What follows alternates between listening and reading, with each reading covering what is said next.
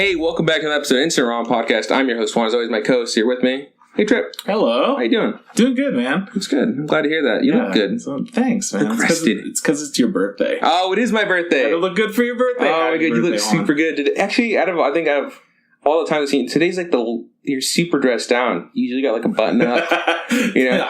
Casual. Yeah, it's super casual. Like, you dress up every day except for my birthday. Yeah. That's cool. I dress up every day but my birthday. Hell yeah. I'm not dressed right now. Yeah. Prove it. True. Naked show. Prove it. Prove it's a lie. You can't. You can't. Yeah, no, so I'm 24 today. You know what? I feel old. I feel wise. I feel like I'm ready to take on the world. No, I'm actually kind of sad. Yeah. What? Yeah, I don't know. Why do you feel anything about aging? Who gives a shit? I do, man. I'm just getting older. I'm going to die sooner. Next year, you're going to be like, whatever. Kill me in a house fire. Hopefully, it's electrical. That's not how I want to go. What? I want to go giant rock. I've talked about this. I know, but like that's how you want to go now. But next year, trust me, 25 is a good age to want to die in a house fire. Oh my God, it's a horrible thing to say. So this week on the episode, we're going to talk about Sac Anime, which is something we went to. Yeah, it is. We're going to give our in-depth review of what we think about the convention. I've never reviewed a convention before. Well, I mean, you kind of have, but not so much because we haven't had anything to compare it to. Like, yes. I've compared Anime Expo to Comic-Con a little bit. Yeah, you have. But there's still like different things. Like the comic book scene is a little bit different. Mostly, it's focused on new big movies or TV shows. Well, now especially, Comic-Con. right? Like Comic-Con is super movie heavy. Yeah, exactly. So Anime Expo is just about our nerd shit, like a tiny bit of video games, but not really. Yeah. And like mostly it's just anime. And then, Sac Anime, it's pretty much the same. Yes, we're going to review it later. Yeah, we'll talk Compare about the two. Only other convention I've been to was like I went to a bike convention once. I've told you about this. Yeah, you did, yeah. Never bought a bike before. I bought a bike there. It came in a box. It was so weird. Yeah. I had to put it together, have no tools at home. That bike got stolen. Like, I probably rode it like 10 times. That's fucking sad. And then I put it in my garage, and then someone stole it. And out of the garage? Out of the garage, yeah. How? The garage door was open. That makes a lot of sense, yeah. My dad loves when the garage door open. I was like, what are you doing, man? And he's like, nah, nothing important. He's like, my bike got stolen. He doesn't care. Anyways, so we're going to talk about Sac Anime. But first of all, hey, Trip, what's good? Yeah, man. I've been watching too much Hunter x Hunter. No, you've been watching enough Hunter x Hunter. Like, it's... Okay, so I talked to you the other night. I was like, I watched these 5 episodes. I think 10 seconds elapsed. Mm-hmm. And then the next episode I watched, there's a character that has this thing where once he touches somebody, he like punches them or whatever. It puts on this little thing, which has an increased, it's kind of like, interest in a way. So essentially what happens is if the enemy is punched again, the interest goes up, or if the enemy punches, the interest goes down. But then every 10 seconds, it like accumulates based off of a percentage. So, yeah, I'm not the next episode. Anyways, the next episode, this thing is just like calculating or like increasing interest or whatever, and it had been like 10 seconds, like I said. Yeah, that's how much time elapsed. And I was like, what the fuck? So then I watched the next 5 episodes. And, like, more shit happened and a bunch of crazy stuff went on. And then it says at the very end, like, at the beginning of or, like, since the beginning of this mission, 3 minutes have elapsed. I'm like, what? It's been 10 episodes! Yeah. Anyways, I have no idea how much time has passed now, but I feel like a lot more time has gone on. There's been just... Since I'm assuming that time has been moving insanely fast this whole time, I know that it hasn't been an hour. For sure, it has not been an hour, because as of an hour, this thing has to be done. But you're pushing like 3 hours worth of actually watching stuff. Yeah, and then they were like, no, 50 minutes. Oh. So yeah, and it's been 16 episodes, so it's more. Yeah, I've been going hard. And this is in the last 3 days. Anyways... all this crazy shit's happened. It's like taking no time. But characters have gone under the most insane changes in this small period of time. They're like thinking differently. They're becoming like different people. And meanwhile, like nobody has died. And that's the thing that's fucking blowing my mind. I'm like, all this shit's happened. I'm expecting somebody to die. Okay, that's not true. faceless characters have died. Okay, fuck them. Exactly. I was at first I was like, don't name somebody important. Oh, No. someone, Yeah, they it's just literally have no face. A couple of grunts have died, and their faces were exploded, so it doesn't matter anymore. Nice. Okay, so was it last night or was it this morning I got a text from you? I think it was last night. I was just like, yo, man.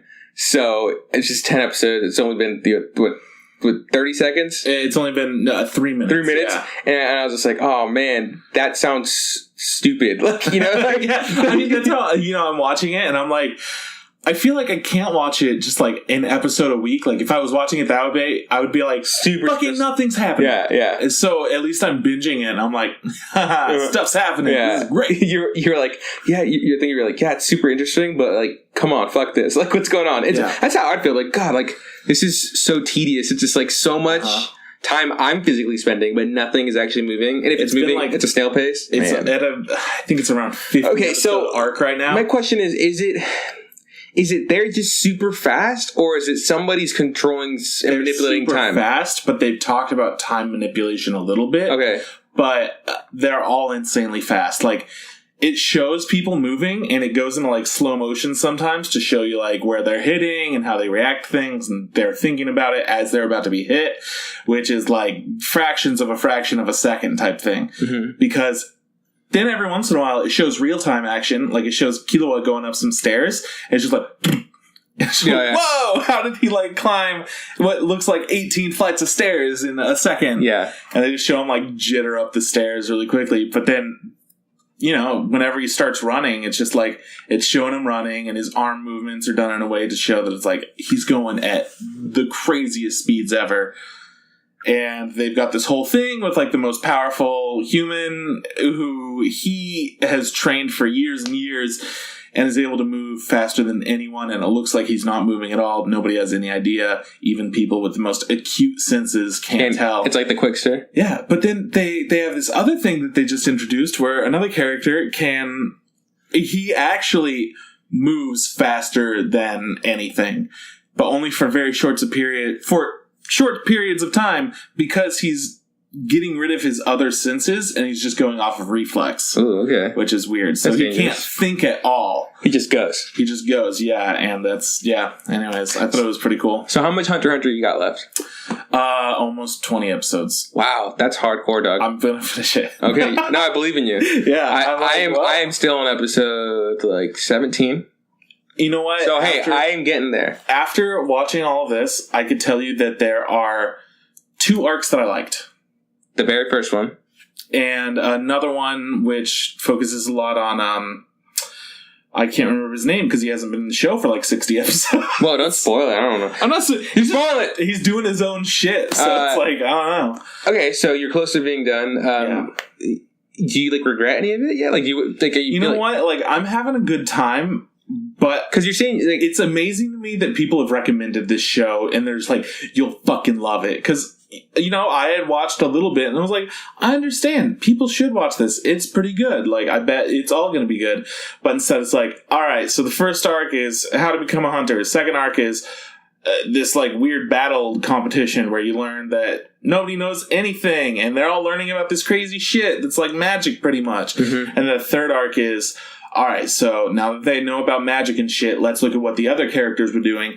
And we're going on like a murder-killing spree. And I'm like, that's fucking hardcore, and I like it, and I like their motives, and I like all this. And the fourth arc, they're like, let's go in a video game, and they're just playing cards. And then I was like, you know what, it's kind of cool. They're like learning a little bit to where it shows like the insane movements people can do and all that. And I'm like, yeah. I mean, it's kind of cool, you know? Can I guess, is your least favorite arc been the bug one? Yeah, okay. And that's the one that's gone on for like 60 episodes. Okay, it's the longest one. So like nothing's been happening really. It's been a super long arc that I had talked to some people about the show and they were like, yeah, it was pretty good, but I just thought it was so dumb. I got to episode 100 and then I quit, and I was like, but you got to 100, like keep going. Yeah, and that's kind of the point that I'm at. And I've talked about it, like I've stopped watching it a few times, and fuck, man. Yeah, I feel it.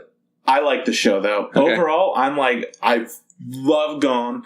I love Killua. They are so fucking cool to me. Like, I don't care as much about any other characters. They're going through a lot of shit, and I'm like, oh, yeah, that's, like, intense, and I want to see more about that.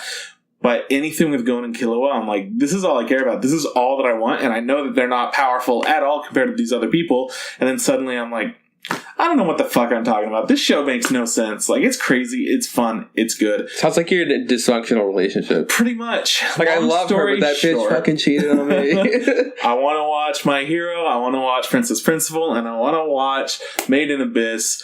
But I don't get to because I've committed to this. Yeah, no, you should do it because get it off your plate. I'm trying. And then, back to those 3, and I'm happy. And then maybe I'll add something else into the mix because I fucking love anime, dude. It's so fucking good. Okay. That's how I have been. That's what's good. How are you? What is good with you? I'm good. Let's see. I don't think I went as hard as you did in anime. Yeah, I guess not. I just watched a few shows that came out because most of my shows come out near the weekend, but I had anime night earlier in the week. Mm-hmm. So I caught up with what's it called? Fucking Magical Circle Guru. No, Classroom the Elite. Got it. I watched one episode of Magical Circle Guru with Sierra. She didn't like it. And I was just like, I can understand why she doesn't like it. I like it because of the way it looks a lot. Mm-hmm. And like the tropes of like the video game aspect, and it's kind of funny. And like when you were first trying to sell the show to me, you were just like, it's got video game shit and it's like really funny. And I'm like, all right, let's see. And then when I started watching it, and the first video game shit that they showed, it was kind of like the most basic ass, like all up in your face, right? Like this fucking 8-bit shit. Juan's a piece of shit. No, that's immediately what I thought. I'm like, I don't just like anything that's video games. Yeah. But then later on, like I understood the tropes that they were making. I guess they're not really video game tropes, but in a way they are. Yeah. Like with the giant sword being pulled out type thing. It's like in the chosen hero and all that shit. Yeah. It's like this is this is fun and it's funny and it's clever. I really like the quick travel in the maps. I also like when they went to to the market to buy stuff and she's like, hey, would you like to buy my wares or whatever? And he just buys the stupidest looking outfit. Right. Oh, she's like, I need a new a new outfit. She's like, oh, the outfit you're wearing is like the highest buff for mage ever. Meanwhile, it's just like a black cloak. And she's just like, oh, just forever be plain. I was just like, yeah, it's great. I think it's a really good show. It's fun, and but I don't think it's for everybody. No, it's a really fun slice of life. And if you're super nerdy and like video games, honestly, you're gonna like the show more. Yeah, that's just what it is, and I don't think that you need to like video games to enjoy it, but it definitely enhances it. And I didn't understand what you meant at first, but I thought watching it. I thought I was like really clear. Like I thought I explained it very well. Well, I don't know because there used to be a show called was it Monkey something or Monkey some. It essentially was 8-bit characters and they lived in an office or whatever. Oh yeah, you know what I'm talking about? I actually do, but I don't remember the name of it. Was it on Comedy Central? It was on some. It was like an adult. It was on some cable network. I just remember people talk about that at one point, like, oh, check it out. I remember seeing that show, and I was just like, I don't like this. Like, I get the way it looked is just so fucking. Ugh, I don't know. So I was kind of worried that maybe you thought that I was talking about Code Monkeys. I didn't like that show. Yeah, I'm with you. And it's really, really good. Yeah. Not like Code Monkeys. Not like Code Monkeys at all. No. Code Monkeys kind of sucks. Okay, see what else? Some of that Reload Blast show. Watch more of that. So you can Reload Blast. Yeah, that's about it. And then I started watching Criminal Minds. What about Ballroom, man? No, there wasn't a new episode. Damn. Yeah, still at the same point. Boruto? No. Oh, okay, yeah. Sakura has been abducted by some guy who's like claiming to be part of the Uchiha clan, but he's not. He's like a clone made by Orochimaru. So we got to see Orochimaru. Nice. Which, if anybody knows who Naruto is, he's like the very first antagonist from like the very first arc. He's the like pale guy with like sickly, skin and likes snakes and likes to hiss and he talks like this or whatever. That's great, yeah. Yeah, so he's back in it and he looks just young as ever and they need his help and fucking Sarada, who's Sasuke and Sakura's kid, is on this mission to find out who her mother is because she doesn't believe that Sakura is her mother because she found a photo and in the photo it's Sasuke with his old group of friends, and there's a girl that's in it that has the same glasses that she does. And she's like, "Oh my god, that has to be it!" And there's the point where they grab they had to test some DNA. They're like, oh, we can test some DNA. So they get some hair from Sarada. Yeah. And then he's just like, I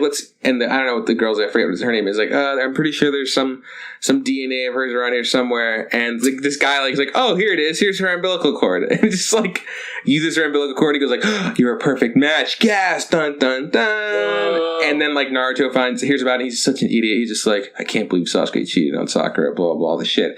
It's not true, guys. Sakura is totally Sarada's mom. This will be explained later. Like, Sierra is dead set on this chick being her mom. And I was like, Sierra, you're being ignorant, okay? This is not what's happening. And she's misguiding you on purpose. Absolutely. Yeah. Oh my, she goes like, they have the same glass. Like, they're doing this on purpose. Stop. Don't fall for them.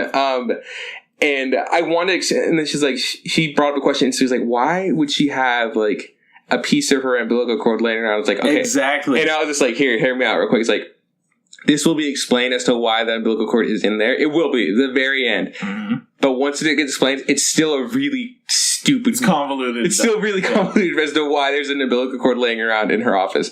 Anyways, but still, that show is better because... Better by the day. Yeah, because... they're following the manga. Absolutely, they're following some sort of written manga. And the manga's actually they're adding more chapters, so I'm getting to read them slowly. So that's what I did for anime. I have nothing else to say. Just want to go to the news. Yeah, dude, I'm so down with the news. All right. But first... What are we doing first? You had a birthday party on Friday. Did we? Oh, yeah, we did. Yeah. I had a birthday party Friday. We went to the bowling alley. It was all you can eat and all you can drink. Surprisingly, the food at the bowling alley was not that bad. I was super shocked by that. Because, when I was a kid, I was in a bowling league, and every time that... I think I played 2 seasons or something. And at the end, we would have like a little party, and they would bring out pizzas and like other snacks, and it was always pretty shitty. Pretty shitty, yeah. I mean, I'm not saying the bowling alley food was amazing. I'm just surprising is how good it kind of was. You know? Yeah, like the mac and cheese triangles weren't that good. It was like Kraft macaroni and cheese left out, and then they decided to fry it. Yeah, not that good. No. The wings were okay. I actually really like the wings. Yeah. I'm not a super big wings fan because wings. Of the sauce. That's my biggest. Not the taste of the sauce. What it does, it's messy. Vinegar, yeah. It's just, I don't know. I'm not big on sauce, and then you have to like dip it in other shit. I don't know. But I like what the bowling alley did. The pizza was a hero, though.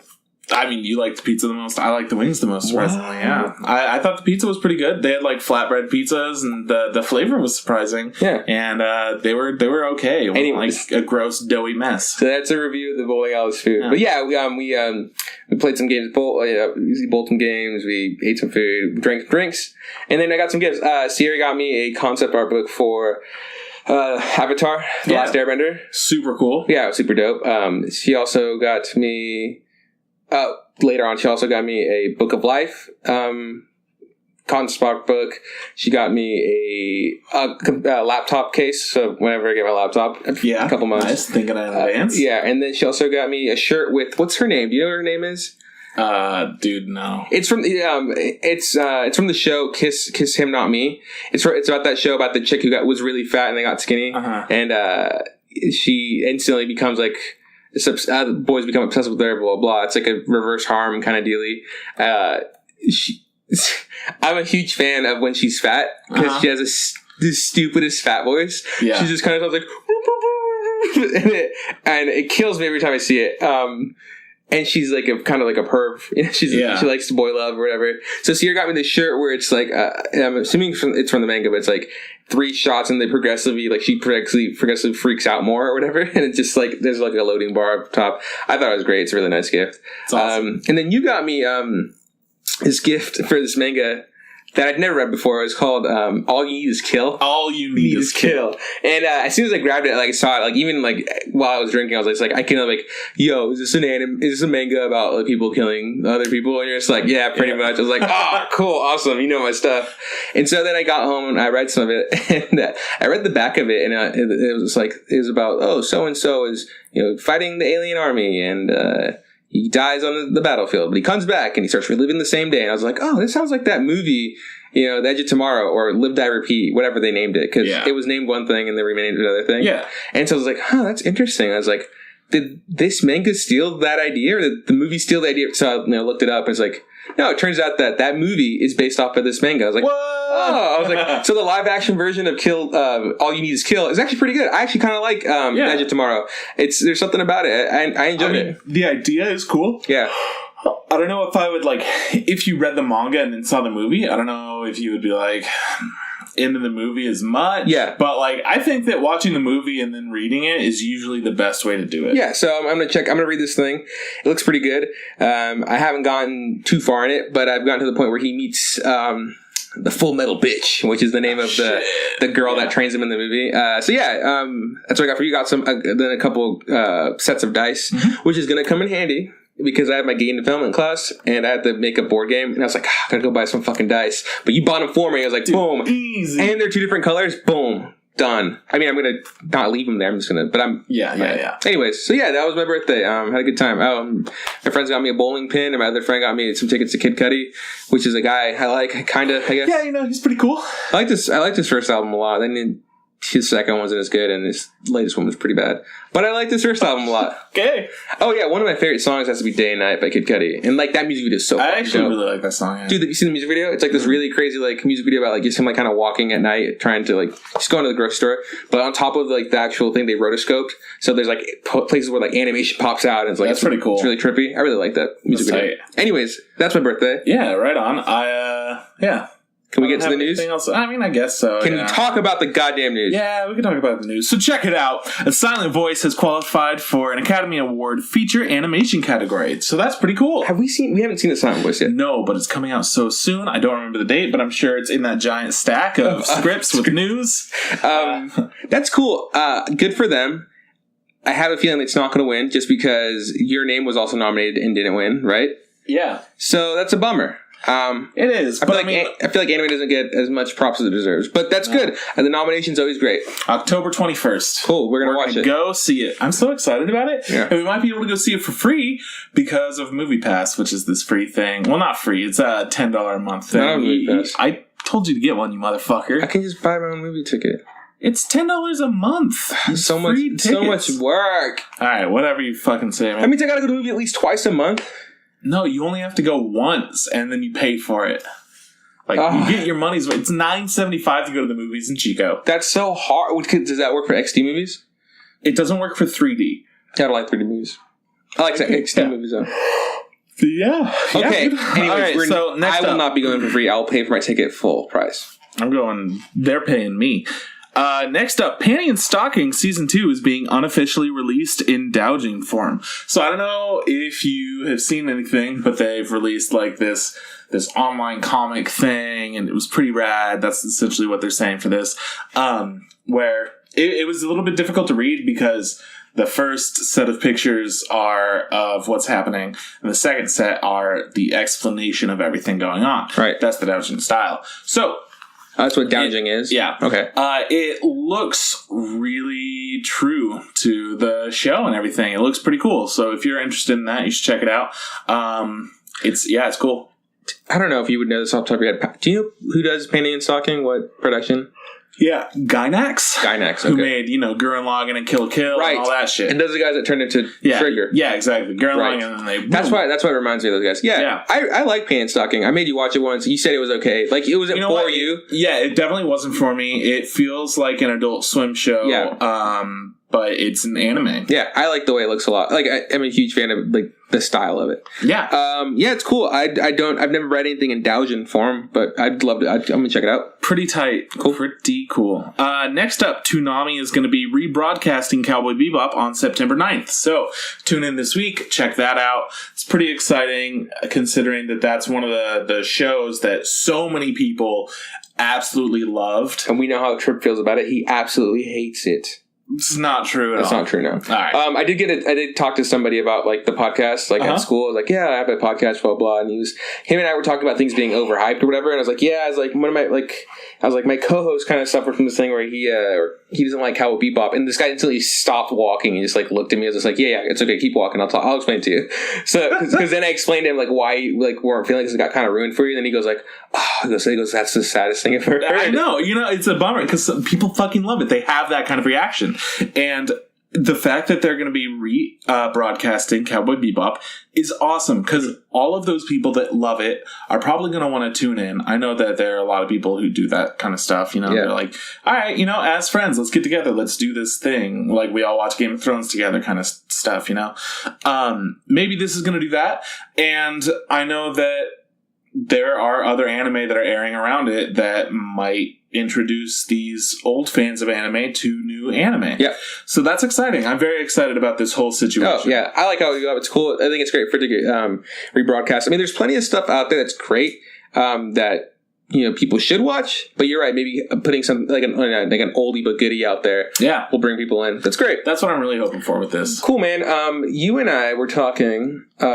Sounds right. About anime. Surprisingly enough. Okay, I'm following. We held it off for a week, but we got another list of animes that'll be coming out for next season, right? Yeah. And it's the same deal where all we get is, you know, maybe cover art. Sometimes they'll be able to tell us how many episodes or the duration of the episode. Sometimes we get a, you know, small description, and then sometimes we get like what kind of genre it would be under. And it's like this cool, you know, image that you send me. And I'm super psyched every time I get it because I get to scroll through. It's so cool. I don't know. Something about, even if these shows suck and they're bad, it's just like, oh my god, so much new exciting stuff. And you know, I hang out with Kyle.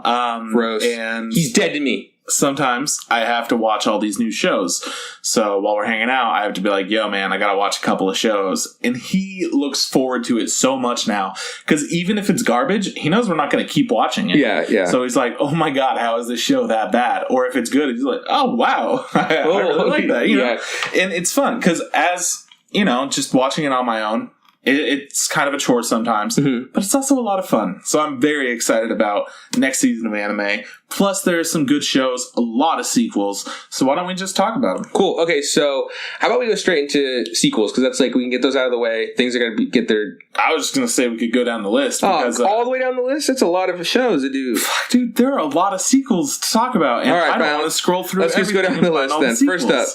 First up, is this 3 Gatsu no Lion 2, which is March Comes In Like a Lion, Season 2. Yeah, so I never finished this one, but I'm glad it got a sequel because I feel like the show looked beautiful. It did. And it had a great, you know, topic. This kid dealing with depression, they handled it very well.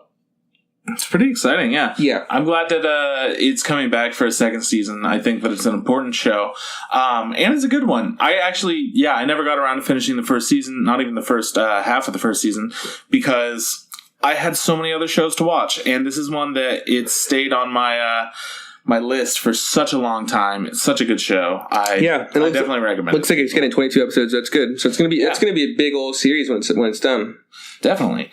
Next up is Anime Guitaris, which is essentially just about this anime research club, and it's going to be just a really goofy, fun time with a whole bunch of very strange people. That's essentially what I'm looking at here. It's made by a studio that I'm not familiar with, WAO World. Yeah, never heard of them. But nobody knows much about this. Essentially, they're just trying to figure out all this stuff about anime while their club is disbanding, and then there's going to be the end of the world type scenario. So cool. Looks like fun. Yeah, I would probably, because it didn't say what type of genre, I'd say it's maybe like a slice of life or comedy or whatever. I think it's more of a comedy ongoing, just because there might be an end of the world situation. Cool. Okay, so next up is Black Clover by Studio Pierrot. Yeah, I'm pretty excited about this. Actually, I've been seeing this come up a lot. So it's about this guy who wants to be the best mage in the kingdom, but he doesn't have magic. But he can't use magic. So he finds this rare 5-leaf clover, and he gets the power of anti-magic or whatever. Yeah. And so with his anti-magic, he's going to try to become the best mage. This guy has the perfect hair for like being in an anime. He's got perfect anime main character hair. They look like such fucking. It's like white. It's spiky. He's got a weird like sweatband. Yeah, man. I don't know. I'm excited to see this just because I've seen a lot of it online. Like, you scroll through Facebook or... lots of advertising. Yeah, it just kind of jumps up on my feed. So I haven't read this. To see what the hell it's about. Yeah, but I'm assuming it's just going to be a good old, action shonen kind of thing. Yeah. All right, next up is Blend S, which is a show about a cafe where all the waitresses have to have different kinds of anime personas. So it sounds like our lives. Like Lolly or Tsundere or, whatever it is that the customers need. And essentially, there's a girl who is not a super aggressive person, but she has to be an extreme sadist. So we'll check this show out. Good job, A1 Pictures. Yeah, A1 Pictures. It should be fun. Yeah. Okay, so this next one I can't pronounce. Oh, dude, this one's so easy. Boku no Kanojo. Fuck. Ga majime sugiru shoujo bitch naken. I got the bitch part. Yeah, it's probably gonna have like one of those fun names when it like gets in. Like, we've actually talked about this in an episode before because the title was funny.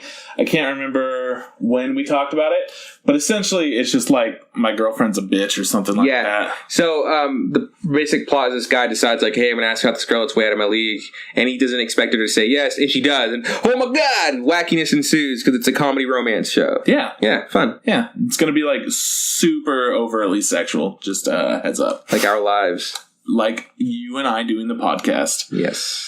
Cardfight Vanguard GZ. It's the 5th season of Cardfight. So never heard of this. Check it out. It's like a kid show. It's like Yu-Gi-Oh, but different. But bad.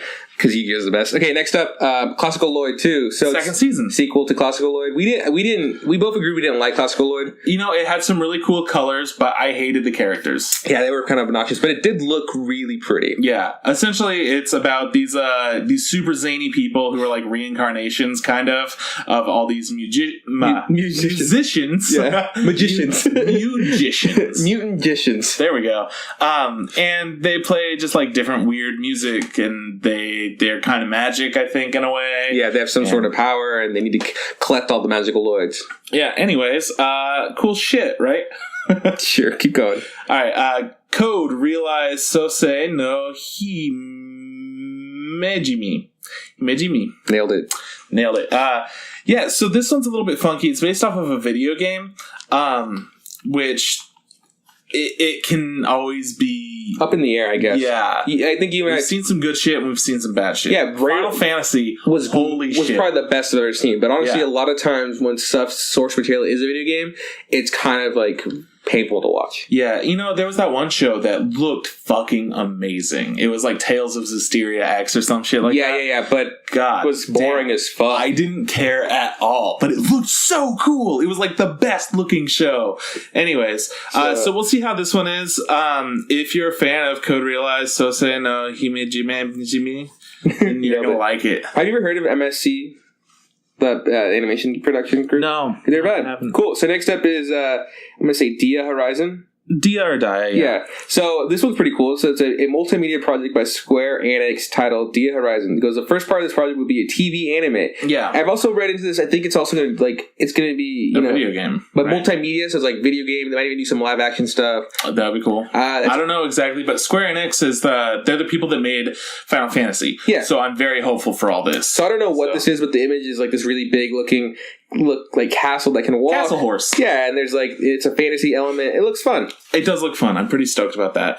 Next up, Die Sirei, which it's kind of like a period piece, but it's fucked up history.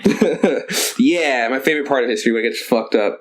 Okay, so next up is Dynamic Chords, done by Studio Pierrot. That's surprising. It's based on a video game. There's another one. But interestingly enough, it's about musicians. Yeah, so it follows a musical career of some personal living band, blah, blah, blah, their agency and a label. It looks like a bunch of pretty guys, and they probably do some music stuff. Probably not for me. Just gonna say that. Probably not, but it could be. I don't know. Find out. The genre is music, and you know how I feel about music. It's okay. Yeah. Next up, Gintama's getting a 6th season. That's the comedy show that everybody knows and loves that has probably like 500,000 episodes now. It's pretty fun. I just feel like I was late into the game, so I was like, oh. That's kind of the biggest bummer about it, is that they make all these jokes and stuff that you kind of need to know. Kind of. You kind of feel like you're missing some stuff. The Gintama movie was super fun, so I have nothing wrong with this. I really like the way this stuff looks. So Gintama's dope. Good for them. Next up, the worst fucking show ever made in anime is getting a 2nd sequel. I'm pretty excited about this. Umaru-chan. Himoto Umaru-chan R. It's going to be the second season. I don't know what the R stands for exactly, but I'm going to assume it's a racing show. Probably. Looks like they're racing. Hey, what's Doga Kobo? Is that another? Doga Kobo, yeah. They've made Umaru. They made... Okay. What's the one with all the angels and demons and girls and stuff? Angels and demons and girls and stuff. Yeah, that one was fucking... Oh, no, you mean the one where the angels and demons went to school and one was good and one was bad? Yeah. Something. We'll talk about it once we remember. Yeah. They made that one, and they made some... Gabriel's Note. Gabriel Dropout, yeah. Thank you. Wow, nice. Good job. All right. And essentially, they just make these, like, cute girl-type shows, but... they're all different in their own ways. Doga Kobo has super clean animation. Yeah. I guess I never realized who did Umaru-chan, so. Yeah. Well, yeah, good. I mean, I know people love that show, so good for them. I'm glad they're getting something they can like. Next up, you tell me. Hang on one second. I'm looking at... Oh, they made New Game. That's the one that's happening right now. And Plastic Memories. Mm-hmm. Yeah, that's why I was looking up that.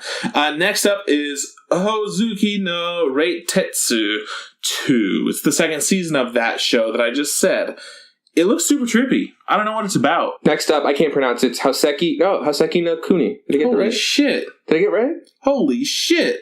Yeah, I got it right. Yeah, and that's no Kuni. Done by Orange, which I don't know. What have they done? They do. I want to say they do Real Life. Okay, yeah, it sounds about right. But I don't know. I'll double check. So this one, I guess we talked about this before, but I had forgotten. Yeah, I'm excited about it. It's about it's in the distant future. There's a new form of lives called Hoseki, which are gems. Mm-hmm. And there's 28 of them, and they have to fight against dwellers on the moon to protect the moon, blah, blah. And there's one gem who's kind of useless, so his job is to edit a natural history magazine. Like, it's like, hey, that's your job. So weird. And I thought it was super funny because, you and I talk about Steven Universe, and we're going to talk about Steven Universe later in the show. Yeah. About how much we like it. Uh-huh. And then this pops up, I was like, wait, you mean they're making... Steven Universe the anime? Universe the anime? So there's one gem who's kind of useless? That's funny. Okay. So I'm excited about that. Orange, they didn't do... Orange? They didn't do Orange. They didn't do Real Life. What they did do is Dimension W, which was part of Studio 3 Hertz. That was like one of their first things. Okay, cool. So, yeah. Orange, cool with me. Next up, Imoto Sai Ireba E. Hard to say. Anyways, this is about this girl who writes books. She's described as a modern-day Pygmalion, and she essentially just works to make the ultimate sister. So, I don't know exactly... Oh, sorry. He is working to make the ultimate sister. Looks super sexy, man. There's just like a bunch of chicks on the front of it, and if there is a he, I don't know where he is. Yeah, I don't either, but it's based off of a manga or a light novel. It's a comedy romance. Yeah, sounds about right. So, next up is Infinity Force. It's a full 3D CG anime projected project celebrating the 55th anniversary of, Tatsunoko Productions. Yeah. It does look 3D just by looking at the pictures or whatever. Yeah. I don't know if I'd watch this. We'll fucking see what this shit's about. It looks funky. It does not look like I'm going to have a good time with it, but I want to check it out for sure. Oh, this next one, though, I'm actually looking pretty forward to. Inuyashiki. Have you seen any trailers for this? No. Yeah, so I was just kind of watching this, like, oh, this show, blah, blah, blah, and there's just this old guy chilling there, and all of a sudden he just has fucking rocket jets pop out of his leg and he starts flying. It looks insane. Yeah, so I guess, do you want to talk about what the premise is, or should I? Okay, so yeah, essentially there's just an older guy and he has cancer, and like he doesn't care at all about anything, he's just down on his luck. And then when blinding light strikes in the night sky, it hits the earth, and then he wakes up to find himself that he hasn't been harmed by that explosive light at all, and he has rocket legs now. Yeah. So I don't know what that show's about, but it looks super dope. Because, like I said, in this trailer, this like old dude just like flying in the sky, and he looks super old. It looks good though. I don't know what to expect with this, but it looks great. Okay, so next up is a show that I cannot pronounce. Help me out. Itsudate Bokura no Koi wa Tensen Mir's Data by Lei Deuce. Yeah, probably. Anyways, it's a romance about some teens that I just love the adolescent romance takes another twist with the announcement of this TV adaptation based on Confess Your Love Committee. Yeah, I don't know, man. It's not, definitely. I don't think I'm gonna like it. It says it's a series of Vocaloid songs by Honeyworks, which I'm kind of confused why it's in the TV section of this, because it sounds like it's just going to be a bunch of music videos. Yeah, I don't know. Maybe, I don't know. Let's see what's going on. This next one, like I read the description, I was super bummed because I was like, "Oh, this looks super interesting." Uh-huh. And then I looked down to see what the genre was. I was like, "Oh, it's a romance genre." So read this one. This is a good one. Just Because by Pine Jam, who we've talked about, they made something. The original anime, Just Because, focuses on subtly portraying the feelings of a group of high school students nearing graduation. Oh. Near the end of second semester at third year, when students have very little time left in high school and are just waiting for graduation, the appearance of a new transfer student begins to change what remains of their high school lives just as they were about to graduate. I was like, "Oh, what could this be? This could be a little sizzle, right?" And it was like romance. It's a love story. Yeah. It's a little bit. Yeah. So next up, Junie Tyson. It's based off of a light novel about 12 warriors who have these names based off of the 12 Chinese zodiacs, and they fight with each other so that they could grant a wish. Go Rooster! Woo-woo! That's the zodiac I want to win. That's my Chinese zodiac. Okay, I would just go for dragon because dragons are kick-ass. Fuck the dragon. Do you know what your zodiac is? Yeah. What is it? Ram. Oh, Ram's pretty cool. Yeah. Not as cool as a rooster dog. Alright, whatever you say, dude. Next up is going to be the second season of this weird thing I can't pronounce, but I know what it's called in English. What's it called? Blood Blockade Battlefront. Did I get that right? Yeah, I got that right. Yeah. Yeah, it's a show that I watched back in the Disney and I really fucking enjoyed it. Super fun. It's like about this New York that got fucking destroyed by some weird dimension shit, and so like there's humans living with these weird demons, creatures, things, and yeah, man, it's super fun. I really like the show. Yeah, I'm excited for you to check it out. Next up, Kino's Journey. It's about this kid. Actually, I don't know how old they are, but they're very small. Yeah. And they ride around on a talking motorcycle and just explore the world. Yeah. No, you and I talked about this because apparently you told me that this was going to be like a reboot. It is, yeah. And I was like, a reboot? And like my brain did some... I was like, oh, I know what the show is. I'd never seen it, but it's essentially about like this girl who meets a motorcycle guy, just like gets saved by him, and she's like, wow, you're my idol. And then she grows up to be like this androgynous character who takes his name and just rides his or her motorcycle or whatever through the world, and like in this weird like fantasy-esque world where there's like fantasy stuff in it, but like real issues in it, and apparently it's super good. I'd never seen it, but I remember seeing like pieces of it, like, oh, it's the animation definitely looks dated. Mm-hmm. So I think it'd be cool for something like that to get a reboot. Yeah, I tried to watch it a while ago, and it was dated. Yeah, that was kind of my issue. So yeah, I'm stoked about this. Next up, Konohana Kitan. It's about this hot spring hotel, which is like all the shows recently, existing in a world between the spirit world and the real world. So yeah. So this next one's I can't pronounce Kurijira no Kora wa Sajo ni Utai. I'm trying to read this description and I'm like instantly not like here's like what it is. It's an adventure, mystery, drama, fantasy, sci-fi, romance. That's got a lot going on. Yeah, and it's about some chick and some mud whales. I want nothing to do with this show. Okay, so it's about this. It's this utopian island, the Mud Whale, that floats across the surface of an endless sea of sand. Oh. Right? And there's this 14-year-old girl who she has been blessed and cursed with the ability to use some special powers that doom them to an early death. Nice. Cool. Next up, Love Live is getting a second season. Fuck yeah. Don't you like that show? And it's the second season of Love Live Sunshine, not just Love Live.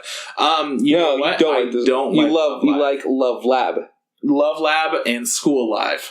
Okay, so you see where my confusion is. Oh yeah. Okay, hell cool. Yeah. Also, I guess the series of what's it called? the Magi's Bride or whatever. Yeah, it's called in English. Yeah, Ancient Magus' Bride. That's it. Yeah. So I wanted to see that because it was just, I don't know what it was, probably some OVA or whatever. Mm-hmm. But now the actual series is coming out. It's going to be 24 episodes. I'm excited. Oh, exciting. Yeah. What's it about? You know what? From the OVA, it was like about this girl who lives with this really, like this big old dude with this weird like horse skull head thing. And she's learning how to become, I'm assuming, some sort of mage, maybe a witch, because he's a wizard of some sorts. And like the second, he's an ancient magus. Yeah. And then the second episode, we see her like, she was like younger and struggling to make friends, and then she meets somebody. And I mean, I don't really know. It just gave me like kind of like the fantasy elements of like Ghibli vibes. I was like, oh, it doesn't look like Ghibli, but like the fantasy element does gives me those feelings, and I was interested to see more of it. And now I'm glad that it is going to be an actual series. Yeah, me too. It should be cool. Next up, Netju no Susume.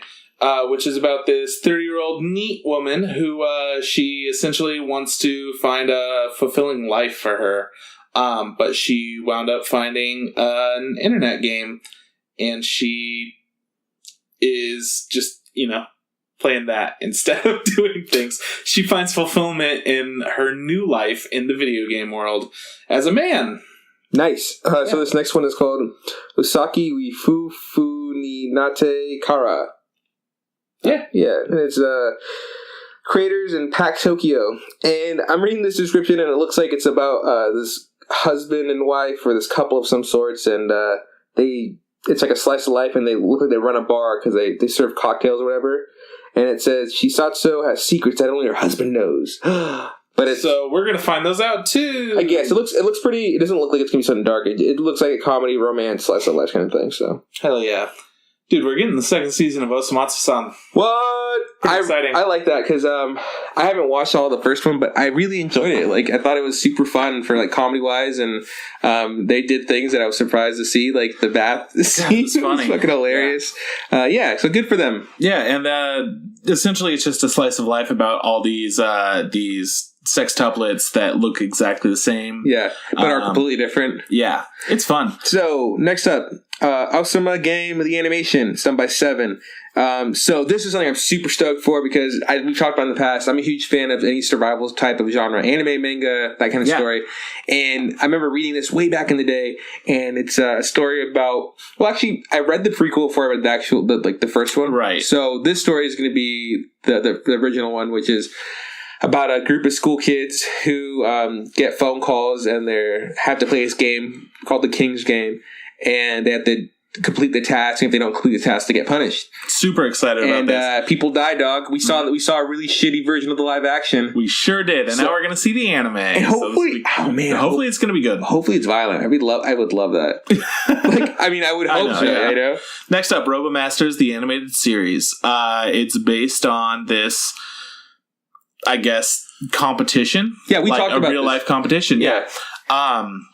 And we'll see what it is, I guess. Yeah, no, I'm excited for that one. I remember talking about it and looking into it. It's actually, this company does this thing where it hosts these these robot competitions, and decided to promote this, the creation of robots, and don't want to make smart people feel dumb, so they made a sport out of it, and they actually decided to make an anime out of it. And this was announced, I think, sometime way last year, and we're finally get to see it, and I'm super excited. It looks interesting. Yeah, it looks really cool. Next up, I don't know what this one's about at all. Soredo Sumibito wa Ryudoru. Essentially, it's about a couple of sword beast men who, you know what? This description's fucking confusing. Essentially, it's a fantasy show. I can tell you that much up off the bat. It says action, drama, fantasy, sci-fi. And it's a couple of bounty hunters who are just trying to fight and live. I don't know.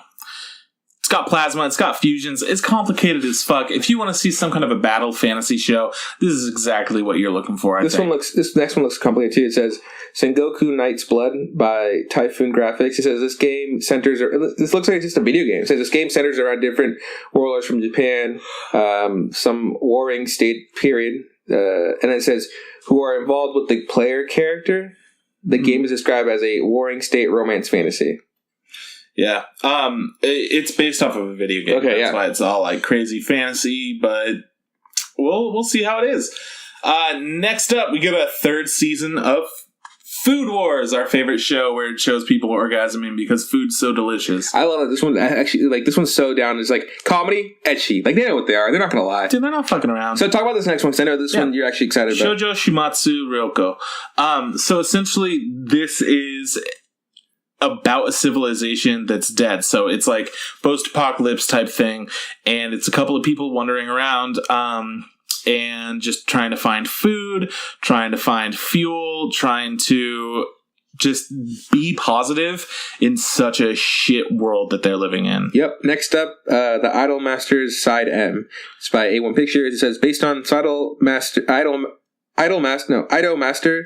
Side M app. So it's based off a phone app. Yeah. And it looks like it looks to me like it's just like this like boyfriend simulator kind of thing. Because it's just a bunch of dudes. Why don't you play it and find out? Maybe I will. Okay. So next up, it's Time Bokan Yakushu no San Okunin. It's the second season of Time Bokan 24. So I don't know shit I saw about that. It was bad. Okay. Yeah.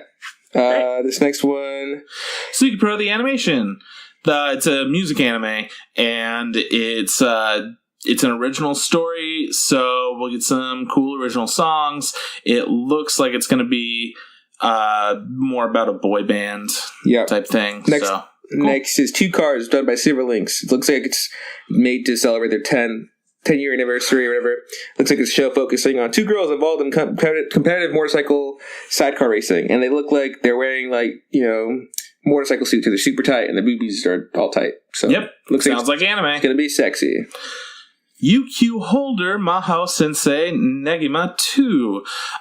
So this is a show about like magic in a world that suddenly receives all these magic elements. And there's a boy from a rural town who doesn't know about all this shit, and then he gets dropped into a world with all this shit happening. So that's essentially what we're getting. Next up, Uruhara, and this one kind of made me laugh. It's kind of silly.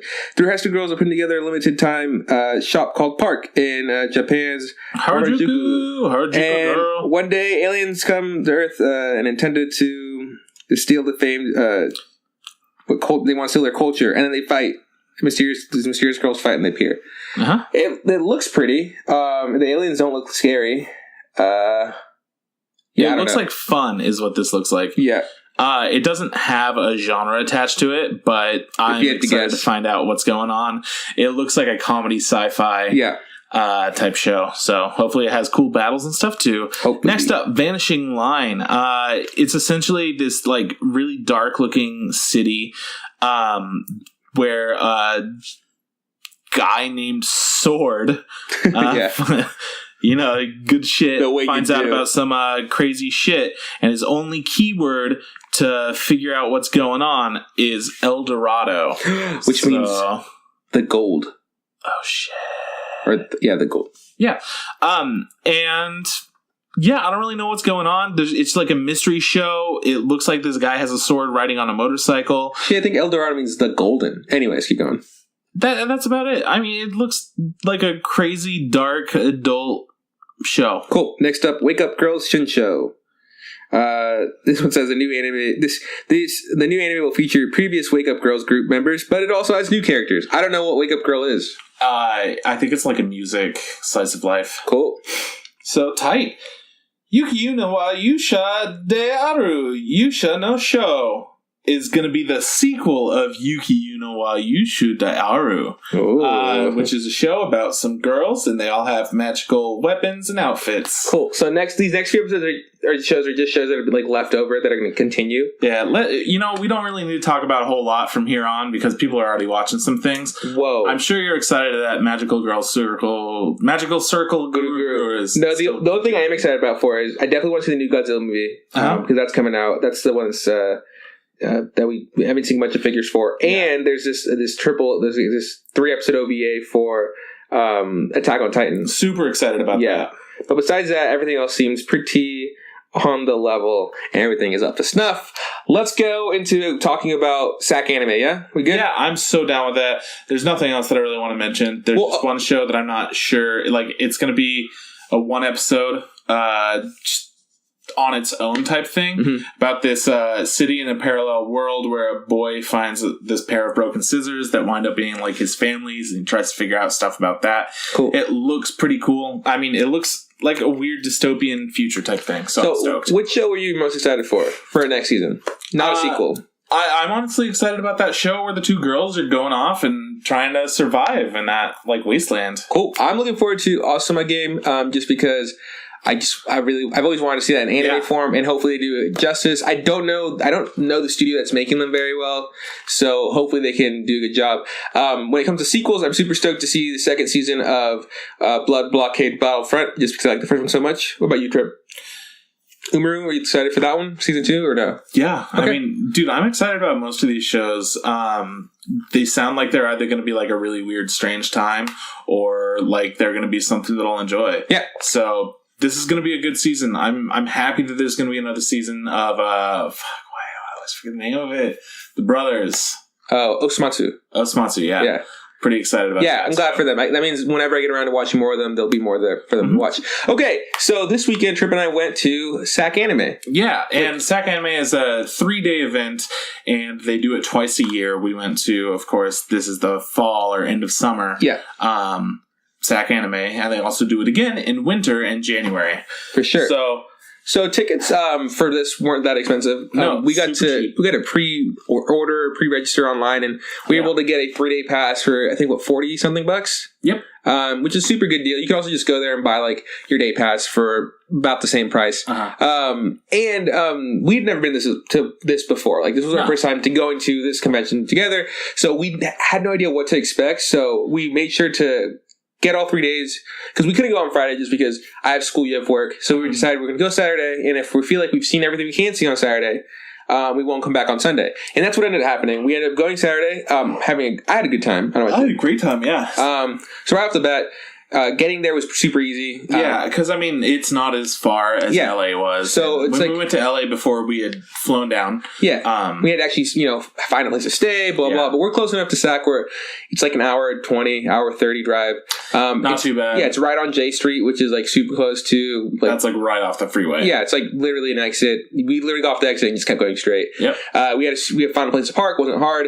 We had to check in at the Sheraton Grand Hotel or whatever, which was right across the street from the convention center on J Street. So close. Yeah. So again, not hard to find anything.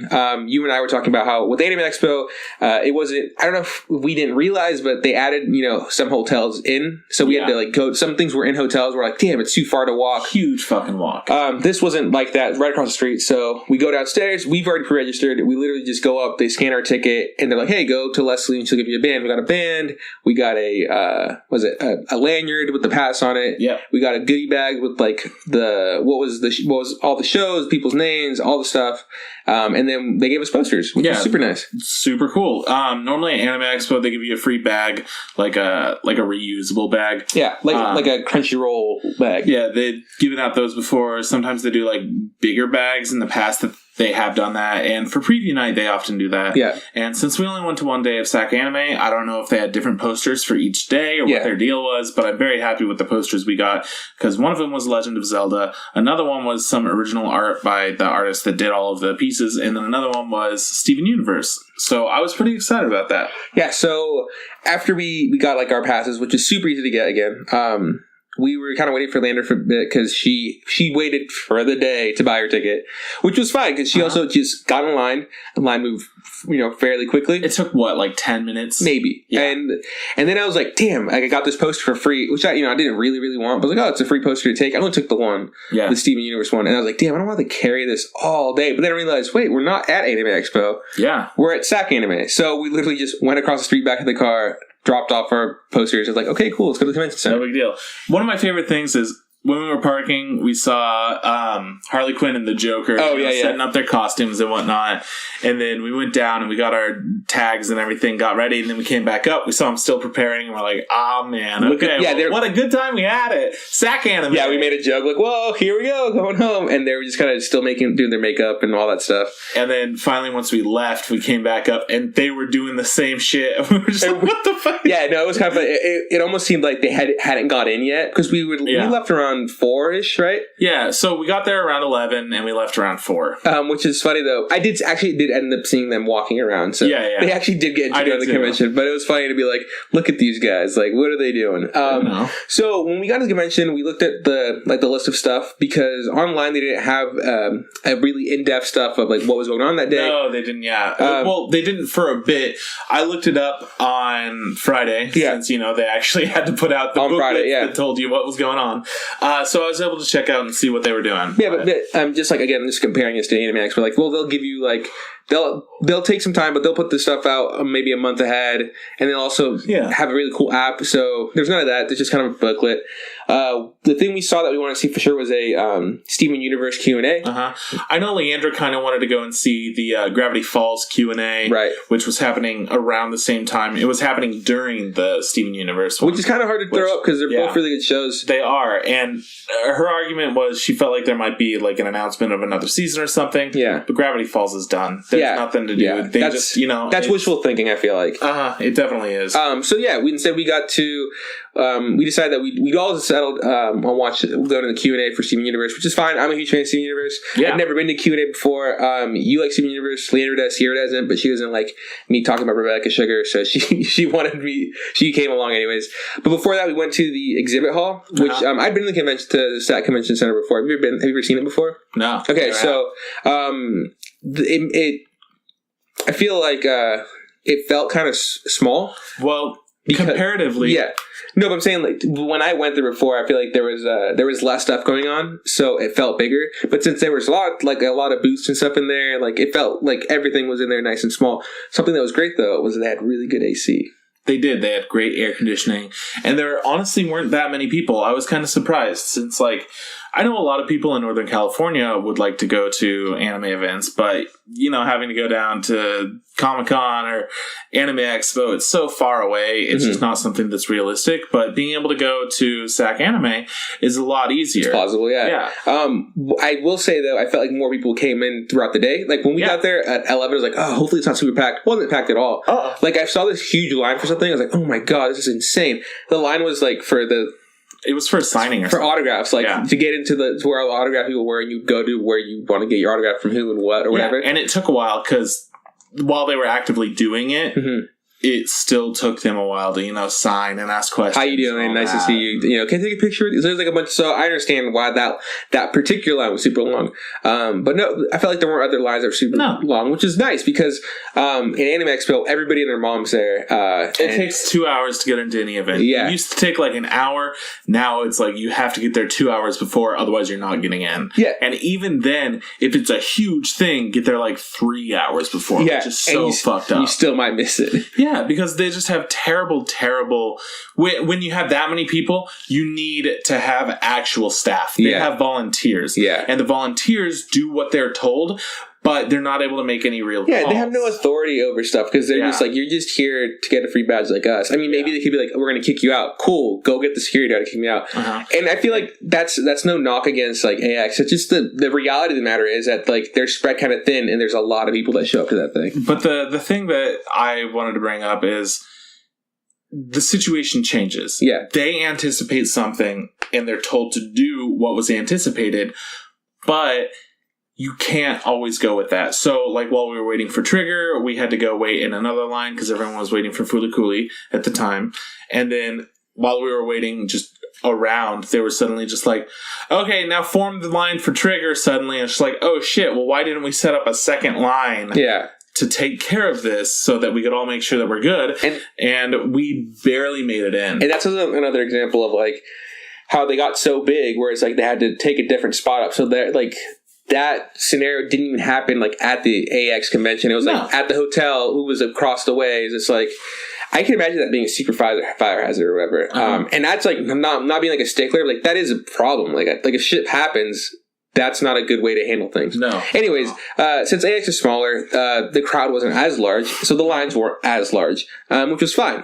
They also didn't have tape on the wall. Yeah, on the ground. That's what I meant. Yeah. Thank you. Yeah, on the ground. They didn't have tape on the ground, which is a huge thing at Anime Expo where they're like, stand on the line, just like constantly yelling that. But instead it was just like some guy with his hand raised being like, this is the end of the line. Yeah, come down here. For sure. Like, he didn't seem like he was loving his job, but he's like, hey, it's my job or whatever. Yeah, which is probably better than yelling, stand on the yellow line! Yeah. So anyways, the exhibit hall was pretty cool.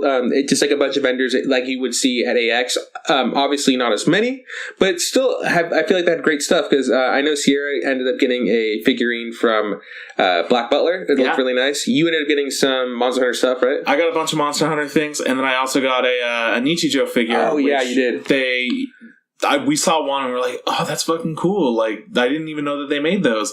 And then it was like, there are more over there too. Yeah, what? Holy shit. So, yeah, checking it out. I feel like you got the best one. In my opinion, like, the ones I saw, like, out of all of them, that was the better. Oh, yeah, for sure. Like, it just looks like it's a scene from the show. It looks super fun, yeah. And you were saying you got it for a better deal than you would have online because the show's, over. It's over. And the figures are discontinued. They're not making them anymore. And there was a whole weird thing, too, about the licensing for Nichijou, being able to get the DVDs and whatnot. And they just recently got licensing once again so you could buy the DVDs for it. So that's cool. But yeah, it was like Nichijou has such a weird little thing going on with it that I feel like these figures are something that you would never be able to get without a lot of difficulty. Yeah. So I was super excited about that. I didn't even know these existed. I was looking for something cool, something new, and that was exactly what I found. Nice.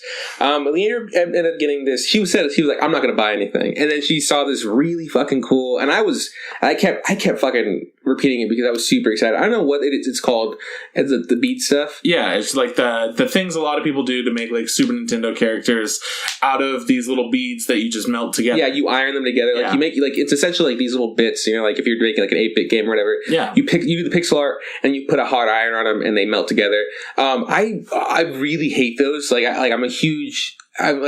I really dislike them, and like I just hate seeing little keychains of them that are poorly done as blah blah. They're super gross. Well, it's a cool little thing to do as like a craft. Yeah, for your own. Like if you're just doing it for fun, that's rad. But if you're trying to sell it, it's like don't try to pawn off your poorly pixelated art on me. Like I don't want this shitty keychain. I can make this shitty keychain. There's some really like high detailed ones. Like, whoa, that's cool, and it turns out to be like the size of a person, and you're like, oh, that explains. Yeah, explains why it's so detailed. Yeah, no. But yeah, these were small and it looked so fucking good. Yeah, no, we talked because I had to talk to this person and she was saying like, yeah, like they put theirs in framed boxes that have some depth to them so they can like layer them and give like a 3D effect to them. And they had some really cool ones. Like later ended up getting a Kirby one, which is beautiful. There's a really dope like Yoshi's Island. They had a Yoshi's Island with all the different colors of Yoshis doing different things, different motions. I was like, fuck, that looks good. Yeah. And it being layered, it looks like they're all actually doing stuff.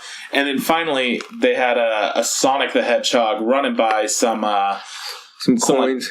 Some rings, and they were all doing different spins and had different shades, and God, it looked good. Yeah, I feel like I grabbed a card from these guys, so they ended up liking them so much.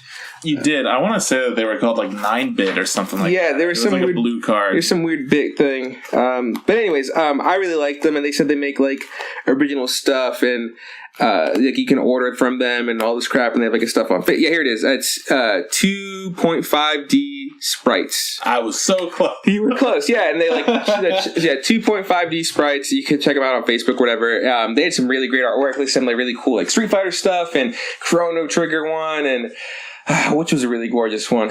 The Mario one was great. They had a really cool story about this Mega Man one. Oh yeah, that was the one I was thinking about. Yeah, where there was this woman who was asking for a very specific, cool like concept piece, and they were talking and trying to figure out what to do for this project. Where they show Mega Man X evolving into like his final outfit, and shooting out like a Mega Buster. And it looked pretty cool. It was like something that, I didn't personally like it that much because I understood what they were trying to do, but I was like, I don't know, not really for me. But the story behind it is what made that, where she was trying to get this for her husband as like an anniversary present, I think it was. Yeah. And he was looking online and he saw it. He actually saw it. Yeah. Because she had ordered it and she got it all and stuff. And she was like, oh, no. Yeah. And like, yeah, I kind of got that for you. And that was me asking specifically for it. And no, yeah. I mean, I feel like the art was really cool. And what I really liked about it is it changed my mind, honestly, about how I feel about these things. That, like, I asked him, like, how much work you put in these. And one of the larger ones, they said they could put up to 30 or 40 hours of work just in making it. And that doesn't include, like, designing it or whatever. And I was like, wow, that's a lot of work for a piece of art. And, you know, they were kind of the bigger ones were pricey and the smaller ones were still kind of expensive. Not super expensive, but I remember looking at you like, I feel like that's totally worth the price. Like, did she say 30 to 40? I heard 3 to 4. No, she said 30 to 40 hours. Damn, yeah, that's crazy. Yeah, and I was like, that's a lot of work. I mean, imagine having like, I was like, oh, that's a lot of work to make. So, I mean, yeah, they've got backgrounds, and then they have to make sure that it's all like fit into place correctly and whatnot. So yeah, props to those guys. I'm gonna keep their card around. Maybe I'll find something later on I want to buy it. But I was like, there was nothing there like I had to get, you know. Mm-hmm. So cool stuff. What else did people get?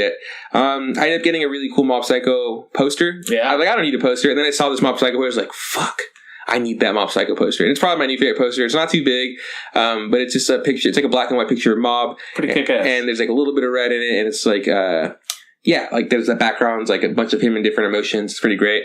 I also got an Opie shirt, which I've wanted for a while now. Finally, yeah, your One Punch Man boobs shirt. Yeah. So the exhibit hall had plenty of stuff to offer. And there wasn't any like wacky characters like there were in the other exhibit hall from AX, but it was still, I feel like it was a good job. Yeah. Honestly, like, the artist alley was a decent size. Like, it was almost half of the exhibit hall area. Yeah. So that was pretty cool to see, too. Like, yeah, for sure. They put a lot of focus on having good artists and whatnot, selling their own personal work. Yeah. But then they also had a lot of vendors as well, and you were able to find almost exactly what you needed to find. I mean, if you were looking for manga, it was pretty hard. Yeah, they didn't have a lot of that. They did have, like, a section of, like, comic books. It had a lot. I was like, oh, cool. But, like, there was like a really small portion of manga, and it was like maybe the size of like a tiny hallway, right? Yeah. Kind of a bummer for that, but it's okay. You got me. All I need is kills. That's all I need right now. Yeah, so it works out. Cool. So let's talk about the actual, like the one thing we actually did check out. We got to see the Q&A for Steven Universe, and we had some voice actors that showed up. We had the guy that voices Steven, Zach Callison, the girl that voices Rose Quartz. And her name is like Susan, and then the girl Susan that Iga, and then and the girl that voices Connie, Grace something. Yeah. So they were there a little late because they were having like an interview before that, but they made up for it because they ended up like extending how long the Q&A would be, and it's pretty great because before they started, like the guy who's like moderating the thing, who did a great job of moderating because I hate when moderators like take over the conversation. He would only chime in when he really needed to or whatever. But before they got there, he said, "Hey guys, he's explaining the situation. Like, I want to do a little bit of housekeeping beforehand. It's like you're gonna line up here, and like you're gonna go get the mic there, ask your question. Stuff. He's just like, if your question comes in 2 parts, that is 2 questions. Okay, you ask 1 question, and that's all you get, or whatever." He goes, "Okay, now most importantly, like." If you think your question is weird, it's probably weird, And then someone yells out, "Ask it anyways." Like, no, don't ask it anyways. If you think your question is weird, ask a friend or ask a neighbor. Someone's around. He's like, "Hey, do you think this is kind of weird?" Just like, because we don't need any weird questions being asked. It's like, come on, like just like we don't need like what's their beliefs on this or like just like come on now, like it wastes time. Yeah, it stops the flow. Yeah, it's just not great. He's like, just ask questions that are appropriate or whatever. It's like, and so like I feel like I understood the rules. Like, cool, I'm not gonna totally got that. Yeah, straight. We were good. And so the people finally showed up. They were behind the curtains. Everybody started singing the introduction to Steven Universe, and they just kind of filed out. And they like I was like, oh, that was a lot of fun. It was great. I liked how the "and Steven" part. Yeah. Zach Callison comes up and like, "and Steven!" Yeah, he yells it. It was super fun. So then people lined up, and I didn't have any questions to ask. I couldn't think of anyone, so like any real ones. I don't care enough. I don't want to stand the whole time. I want to listen to answers. Yeah. And even if like, what if somebody else asks my question, then I got to come up with another one? Yeah, we'll go sit down. Yeah.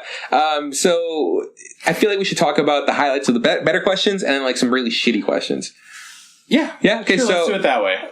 We could go mix and match. I mean, it didn't matter. I was going to do it the opposite way. Cool. So I'm like, cool, okay, bad way. So here, right off the bat, this guy was maybe 5 people in. He was obviously this nerdy dude. He is wearing these tube socks, baby blue shirt.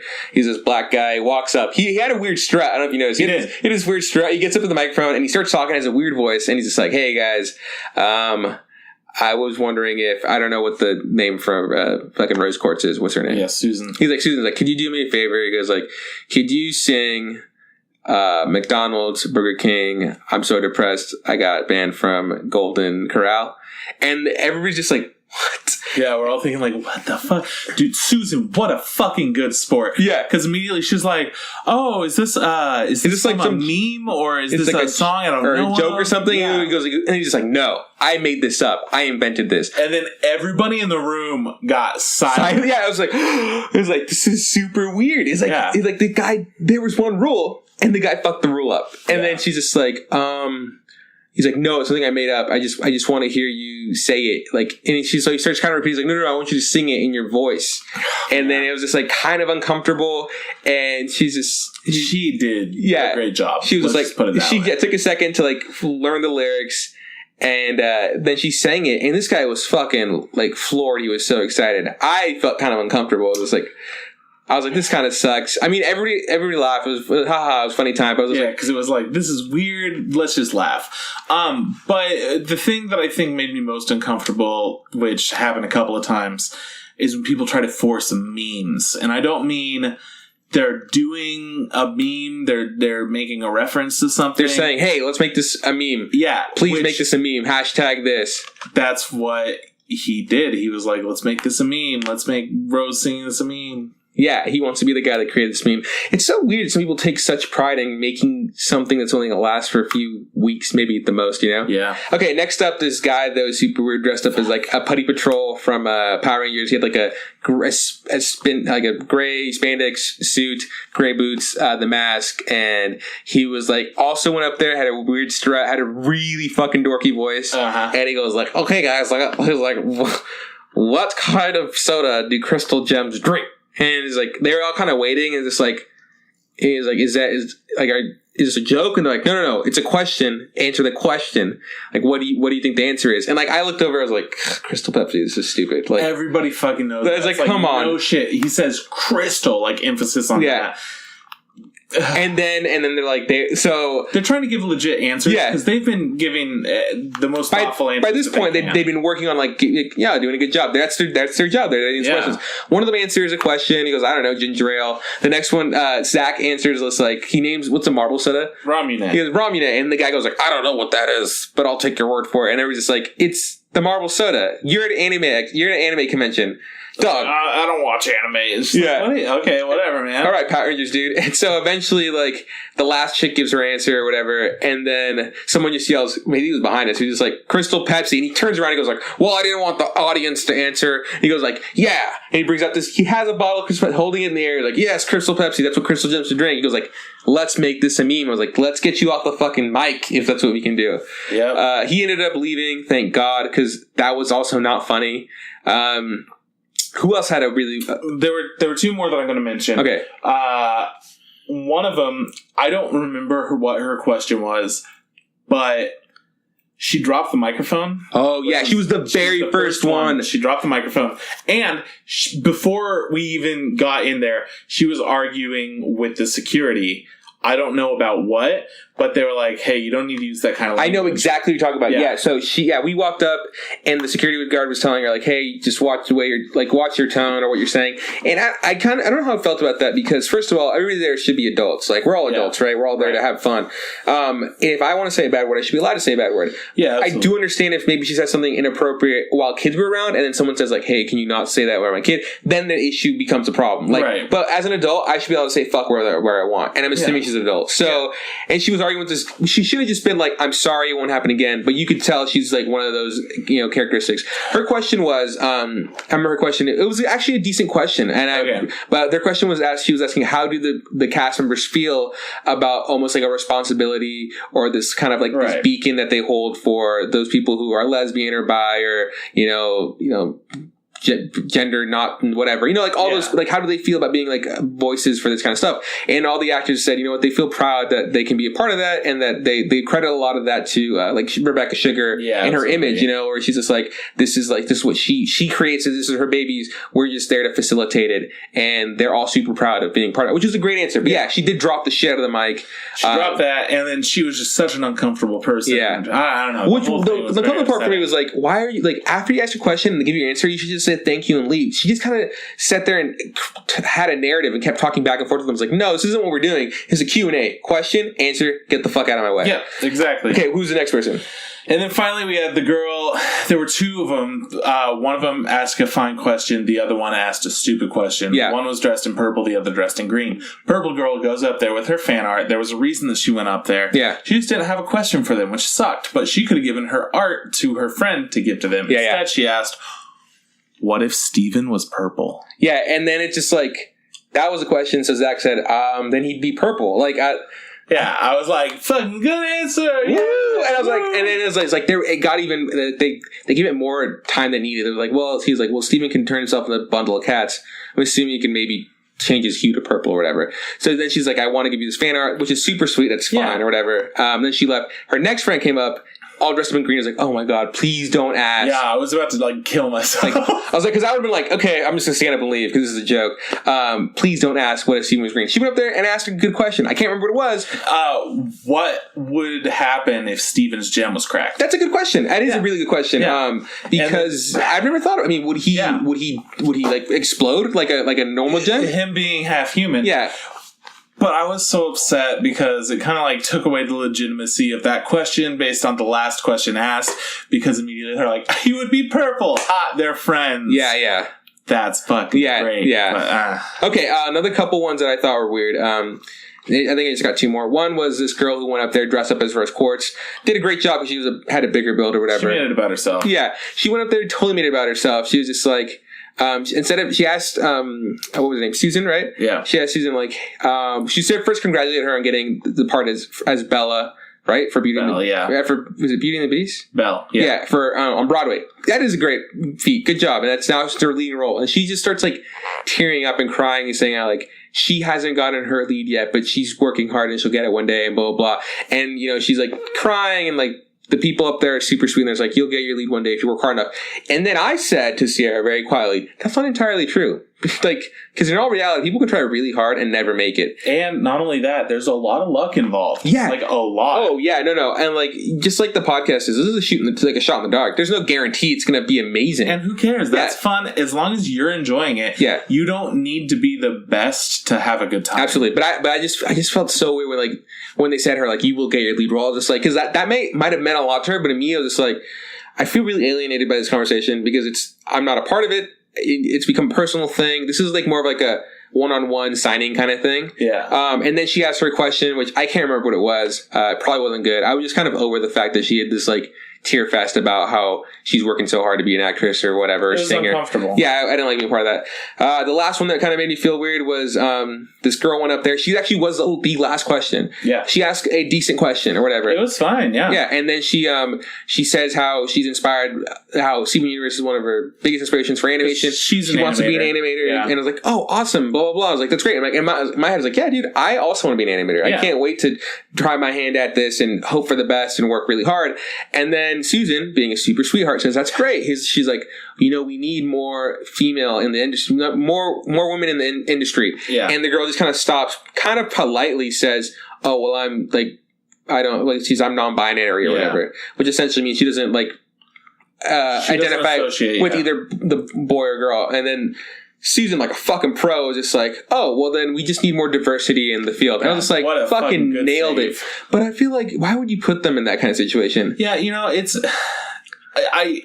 The message that Susan was trying to get across in the end was fantastic. Yeah. And even beforehand, we do need more women in that industry. Sure. We do need, and we need more diversity in the industry too, or whatever. But I was just like, yeah, when it's like, why it didn't affect that at all. If she would have, why did she have to correct her? She could have been just like, cool or whatever. And then she said, thank you for for making the show, which I totally agreed. If I went up there, I actually would have thanked them too, because I think they're amazing. I mean, I don't think that like, the reasons the show is amazing. There are other things I feel like components, right? Like story wise, music wise, they make the voice acting is important. I feel like. Yeah. So yeah, those were like the bad questions or the questions that made us feel uncomfortable or kind of awkward. And there were some really good questions. Like one of my favorite questions was someone asked. They didn't do a very good job asking it, but the question was, since Connie and Steven are essentially kind of, shipped off together, say they get older and have like become romantically involved, how would kids work? And I was like, you know what? I never actually thought about that. I'm just like, me thinking about it, I was like, well, I guess Steven is this hybrid, right? And like we do see hybrids out in like nature. Like I think like is a horse and a mule together make a donkey, or is a horse and donkey make a mule? Yeah. Point is, whatever they make together, that thing is infertile and it can no longer reproduce. I was like, is that kind of the deal with Steven, which would be super dark? Or is it like maybe he can't have kids? He's just the human part takes over. He totally has a working functioning penis. Yeah. Or maybe he does poof like rose quartz, because I'm assuming it's some sort of there can't be more than one creature to one gem or whatever. Yeah. Does he poof and does his gem kind of go into the next baby? And I feel like there's no answer to that. We don't know. Like they don't know the answer to that. No, it's too complicated, especially for this kid's show. Yeah, but. I mean, the way that she asked it, she put a heavy focus on Steven being a male gem, and how that would affect things, because there are no other male gems that we know about, at least. Yeah, for sure. And like immediately, they're just like, I don't think that him being a dude matters. It's the human part that I'm pretty sure kind of fucks this up, right? Mixing of species. It's the fact that he's half alien and half human. Yeah. That's kind of an issue. What about you? What's a question that you liked?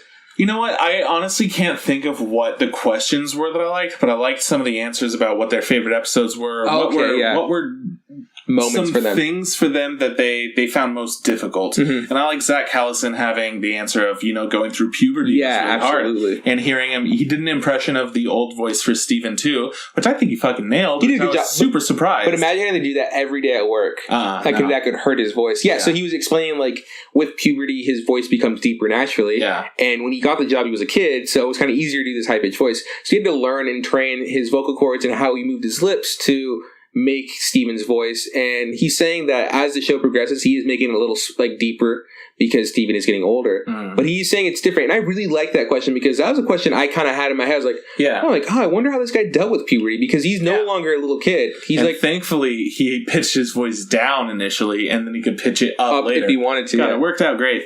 So I thought that was a really interesting answer. And then I don't remember specifically if this is what they had been asked for the answer or whatever, but Susan was talking about recording line 3 and how that's the episode where Steven watches the videotape that Rose made for him, knowing that she was never going to be able to meet her son. Yeah, that was a super sad question, because it was just like, I think the question was something around like, what was the most emotional, like, or was there a moment that the show made you cry? And they're talking about like the idea of having to have like a brief moment to be able to tell this person you'll never get to meet that you love them with all your heart. And I remember the first time that I was watching the show, that was the episode that changed everything for me. And I was like, holy fuck, I can't handle this. That was like way too intense. No, yeah. And them talking about it, I was like, good, I'm really happy to hear that was like a really big moment. Because for me, that's like the quintessential, this show has become something else in my eyes. Absolutely. No, the show definitely, like they even said, like as a voice actor, like they had no idea that the show was going to take such a serious or such a different deep dive. Like they're like we just started this kid show on like Cartoon Network, and it was fun, and then it became this other thing. Like we had no clue to be a part of something crazy, and that's amazing, because like that's how I felt about the show. Like at first, I was like, this show sucks. I was like, this show's kind of fun. I'm gonna watch this and not tell anybody. And I was like, this show's amazing. I'm gonna tell the world. Yeah, it's such a fucking good show. And then finally, like Grace, she didn't have any answers that really struck me as like something that was very significant. Yeah. But I thought overall she had like good answers for everything, and it was very interesting listening to them, because Connie's not in that many episodes. Yeah. So she goes into a lot without knowing what's going on. She just has to watch the episodes as they air to kind of like fill in the blanks as she does her episodes with Connie. So yeah, I thought that was kind of interesting too, that she doesn't know all the details. For sure. Now, I was trying to think about this.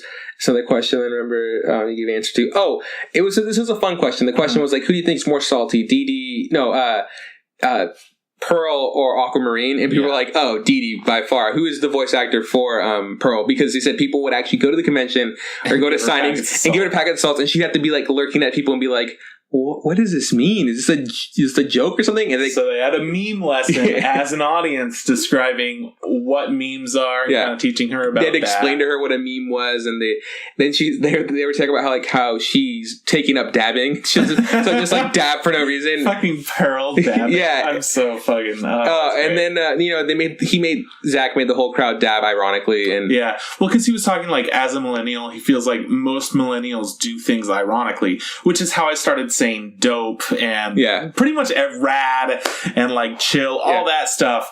As it started so ironically, and now it's just like, what am I? I'm just an amalgamation of all this weird stuff, stupid things. So I felt like that was super fun, just because Dee Dee wasn't there, but they mentioned her plenty, because Pearl, a lot of them, there's like, it was almost like an agreement that Mr. Greg, the episode where Pearl sings "It's Over" or whatever, that was the most emotional, like most for a lot of them episode, and that is a really good episode, and that is a really good song. Yeah. And I'm glad they brought it up because, like, I'm glad they're human, and they're just like, nah, it's just a job. They really care about the show. Yeah. And they love being a part of it, and it makes them cry too. And sometimes it makes me cry, which is great. You know what? As a teaser for all of the fans of Steven Universe and our podcast, Connie gets a haircut. We found that out. Yeah, we found that out, and there's going to be backstory on Pearl and Rose. Yeah, which is super hype. I'm very excited. And it sounds like it's going to get pretty emotional. Yeah, no, they were asked, they mentioned that, and I was like, great. What are your favorite episodes? Yeah. And then Zach said some answer that was like... This answer. Oh, something with Onion. Like, he said, like all those deep emotional episodes. Like, he also really likes the Onion episodes. He's like, that's super fun. Ronaldo. He loves Ronaldo episodes. Yeah. No, I thought that was great. So, like, Grace said, Grace loves the Ronaldo. Grace was like, anything with Ronaldo in it. She's like, and then Zach was just like, you guys ready for Bloodstone or whatever? Yeah. And then when, what's her name? Sue came up, she was just like, well, my episode hasn't aired yet. And I was like, ooh. Yeah, I was like, holy fuck, I'm stoked. Because, I mean, the fact that she had mentioned Line 3 and Mr. Greg, like, these two fantastic. I fucking love them. Yeah. Anyways, then she's like, my favorite hasn't aired yet. I'm so excited. Yeah. So we'll see what's coming up. I assume that it's her favorite because it's emotional, but who knows? Because she's super long in it. Yeah. Okay, two more ones that I really liked. Let's see. The question was, they asked them, like, what would their character's favorite anime be, which I thought was super fun. Yeah, I mean, that's appropriate. Yeah. So Zach said that Steven would like probably Naruto, probably Lonely Blade. Like, obviously it's because it's implied that it's implied that Steven is like a fan of anime or whatever. So he said he probably watched those shows. Grace said, what did she say? She said that she grew up watching what? Like, she's seen Cowboy Bebop. She's watching it now. She grew up watching Sailor Moon. Yeah. And, like, Mute. God, I don't remember. It was like... I don't remember either. But, okay, back to Zach. Zach said that he's... Cardcaptor Sakura. That's it. I was like, boo, fuck that show. Zach was saying that he's like, oh, he hasn't gotten too deep in anime, and then he goes like, but you know what, Angel Beats is pretty good. I was like, whoa, what a fucking like deep cut, dog. That's like a good call right there. It's That's not like an actual anime. It's not like he's just like, I don't know, like Bleach was fun or whatever. Like he was just like, yeah, Angel Beats. Like, yes. They asked Sue, and I was just like, I think Sue did a really good job, because in my head I was like, she's not gonna have an answer. She's gonna be like, what's anime? And she was just like, anything Ghibli. Is like, oh my god, she's a fucking pro. She knows a seasoned fucking pro. And you know the thing is, she plays fucking Rose Quartz, who's in like I don't know, like 1% of Steven Universe, maybe. Yeah, and she fucking nailed those questions, dude. I was so into that. Yeah. Okay, and then this must have been a shitty question. I hated the guy that went up there, and he was just like, "Can you give us any spoilers or like anything that's going to come up next, like anything to look, essentially he asked for like, can you tell us what's going to happen?" And they're all just like, I don't know, Steven, they all made a joke of it. There's like, yeah, Onions is going to be the new protagonist of the show or whatever. And like, Connie cuts her hair or whatever. It's going to be called Onion Universe. Like, it's just going to be called Onion. Okay. Yeah. It's just Onion. He doesn't have a last name. And the reason I didn't like that guy is because he just kind of still stood there. I was like, yo, dude, they're not going to tell you what's going to happen in the show. Like, go away. Like, go sit down. It was a good time. I thought the Q&A went really smoothly for the most part. I enjoyed it. They asked a lot of fun questions. There were some pretty shitty questions. That was the Steven Universe panel, the Q&A. I would gladly go to another Q&A with them. I would gladly like to, have it with more people. But the three of them that we got was more than enough. I thought it was pretty fantastic. Yeah. I was just having a great time with that.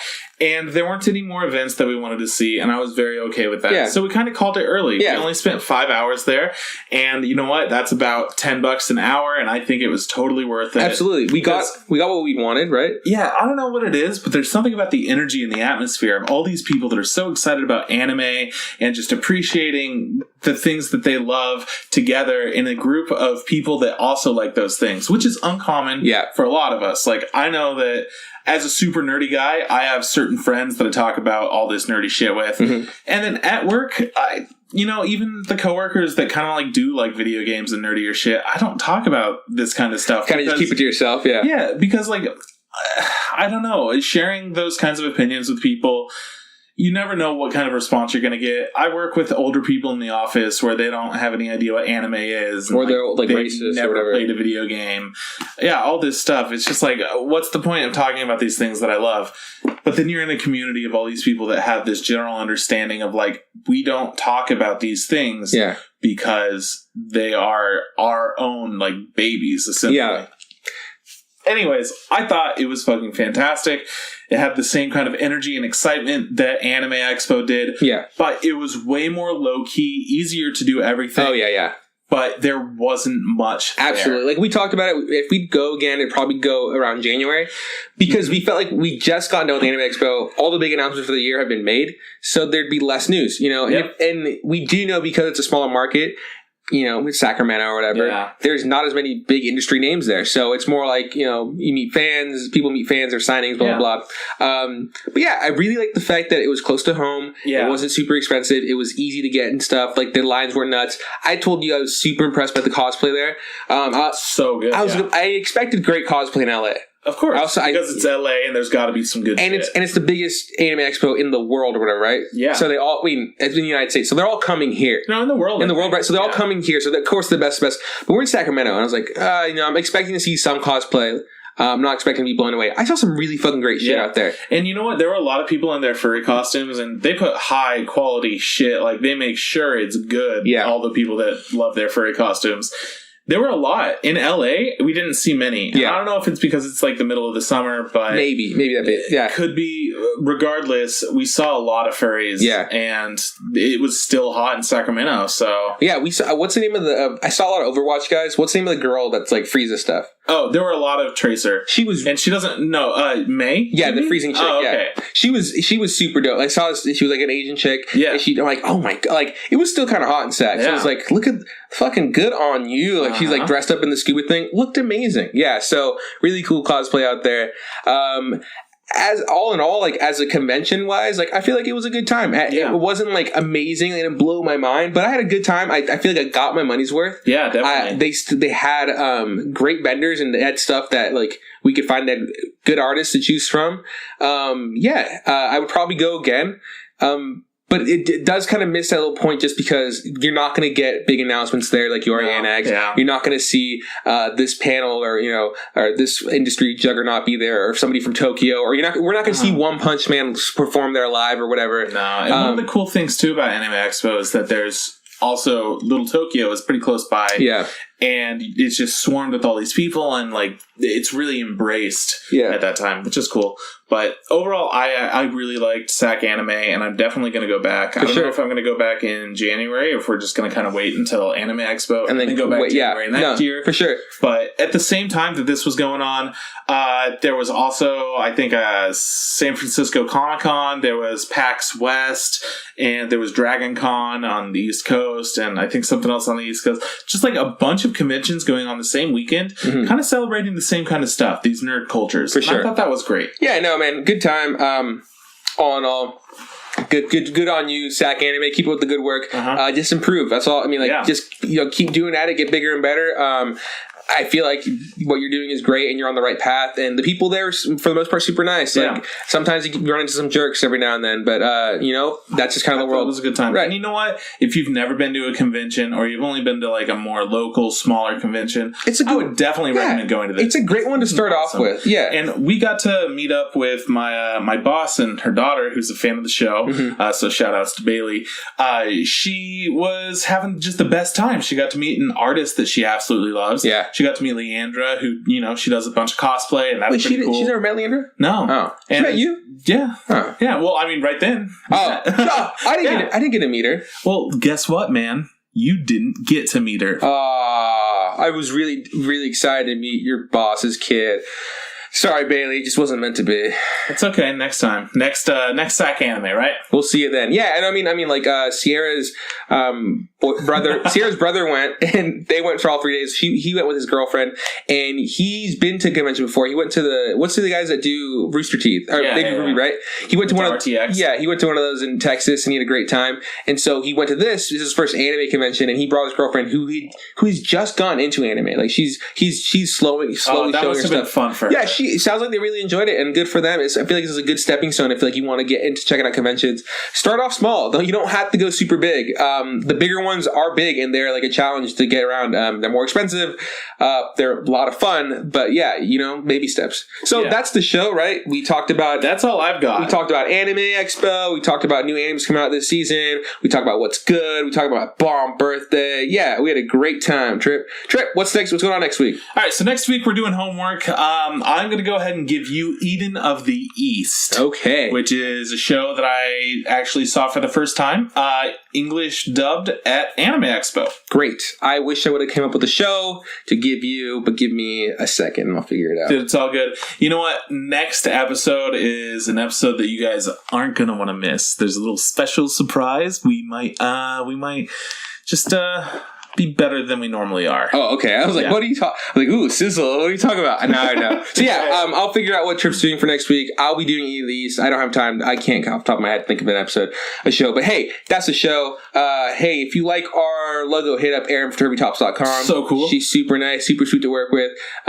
Tell her we sent you. If you like our music, hit up Tom Nasser on Facebook, on SoundCloud. It's Nasser, N-A-S-R. Trip, where can we find us? People can find us on Facebook. Just look up the Instagram podcast, and the same goes for Instagram. Look up the Instant Ramen Podcast. If you want to shoot us a tweet at Instant Ramen Pod. Podcast Infit. And shoot us an email, instantramenpodcast@gmail.com. Yeah. And we started a blog. Check it out. It's blogspot.instantRamenpodcast.com, or it's instantRamenpodcast.blogspot.com. Regardless, it's going to be in the description. And finally, every once in a while I do streams and stuff. This week there's a big update on a game I love, Heroes of the Storm, so I'll probably be streaming a bit of that. Cool. So you can kind of check it out, see what the new stuff's going on. Sweet. So we'll see you next week. Thanks for listening. That's the episode. This is bye from Juan. See you around from Chris. Hey, Trip, don't forget. Just add hot water. I did it this time. You nailed it. I nailed it. Good job. Good.